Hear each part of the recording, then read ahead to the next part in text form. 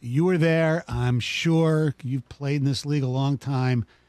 What went through your mind when you saw Seibert go on the field? Oh, blank. Okay, yeah. Oh, no. And right there, I got to be honest with you, the first instinct was you've been going for it all game. The reason you got the lead is because you've been aggressive and you've been going for it. Why take your foot off the gas now? You know what I mean? Where's that killer instinct to go just bury a team and pick up a first down and end the play or end the game with the ball in your hands? That was the one thing that went through my mind. I know we've been talking about this a lot. Look, I don't want to let the kicker off the hook either. No. I mean, I'm going to tell you, you missed a 48-yarder. That's a very high percentage shot in the NFL, especially in a dome, controlled environment. 54-yarder, okay, a little bit tougher, right? Well, especially because he's never made one before. Well, right, and I get that. But in a controlled environment, it's not like college where you miss it by 20 yards and it's like, it's a 50. You know what I mean? Like NFL, you expect kickers.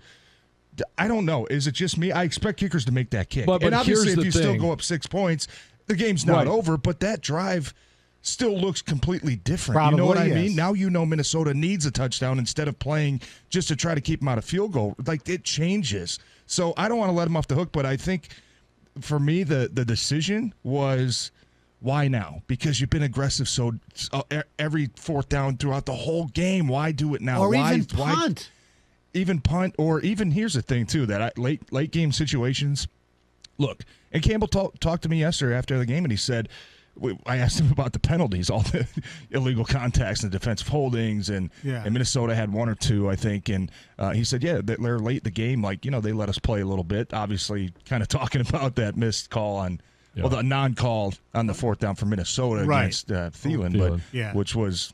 Might have been the worst one. I know. But so somebody called in and said, how come he didn't get a penalty for taking off his helmet and screaming at the ref? Yeah, But, that's a good point. But my point is, that the referees don't want to take the game over late in the game, right? So if it's 4th and 4, and this is something that I remember Aaron Rodgers used to do, was we're running our best pick play, or we're running our best double move to try to draw a penalty, and we're just gonna go out there and blatantly pick a guy, and if the referee calls offensive pass interference, so be it. We'll back up and we'll punt the ball and we'll play some defense. Right. But the referees don't want to make that call.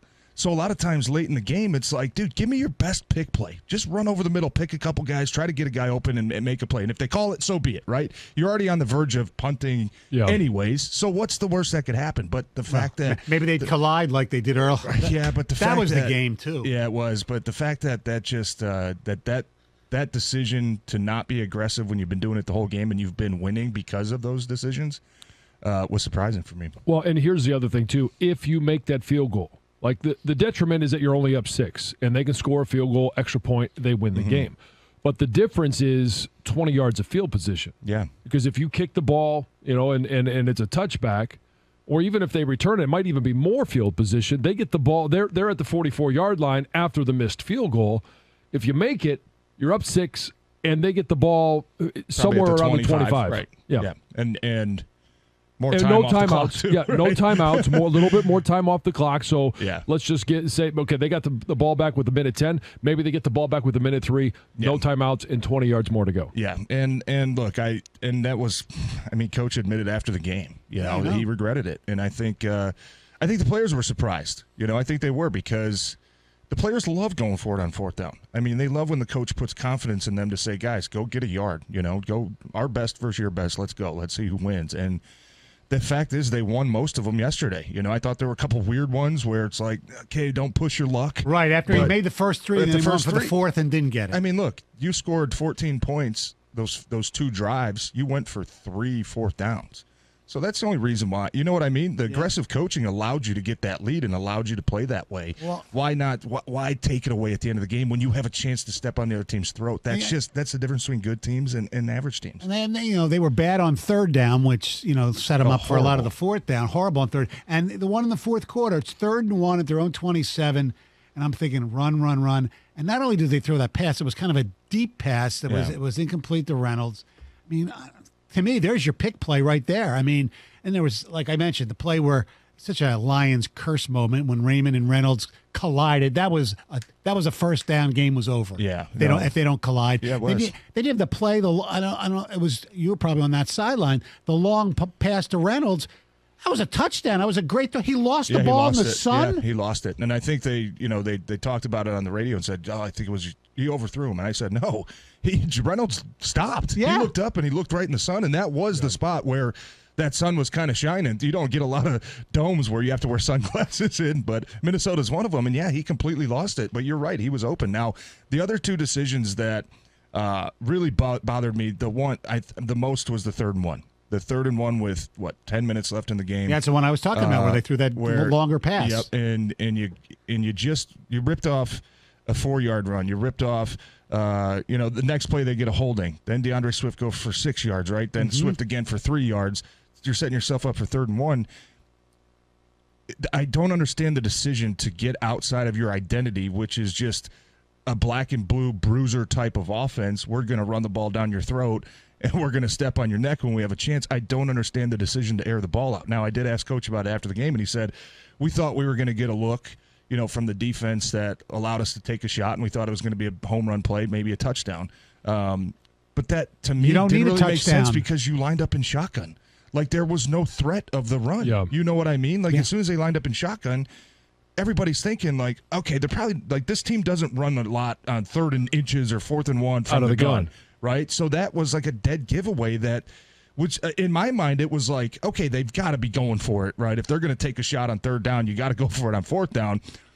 And you take a shot, and then you come out and punt the ball. Well, and they you were shake a punt. Well, and it was right. like They were on 27. You knew they weren't going to go for it. But right there for me, that was the moment for me that was like, here we go. You know what I mean? Yeah. Like, we just gave them such a chance. Well, and you just mentioned Aaron Rodgers. You get up there in a situation at the end of the game, instead of kicking the field goal, you get up there and you run something where, you could get called, but you also know that it could be completed. In that situation with 10 minutes left, you get to the line of scrimmage, and quarterback is under center, and you've got 2 plays. You do have a pass play that you could run if they give you the look that you are expecting, but you also have a 3rd and 1 short yardage run play that it's one word, you check to it, boom, snap, hike, go, and you pick up the first down. Either way, you give yourself a chance. You got to get up there with a couple of plays in the hopper. Well, how about as an offensive lineman? A huge play was when they went for it on 4th and 1 at the Minnesota 30, and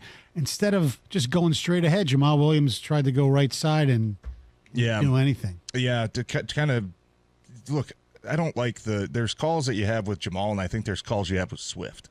Jamal's kind of one of those power backs, just give him the ball downhill and go, right? Yep. He's going to get you a yard unless you got 2 guys hitting him in the backfield, which he didn't yesterday. Right. That play call, like, I understood what they were trying to do because before that, Minnesota's linebackers were just screaming straight up the field. They were trying to catch a little cutback outside. Just, in my mind, there's also times you have to give your hat out to the defense, too. True. Right? That was a good play by Minnesota. You normally don't see Jamal get tackled by – it was like a corner or a safety, right? Like, that doesn't happen. But you know what, guys? Like, sometimes the other team makes some really good plays, too.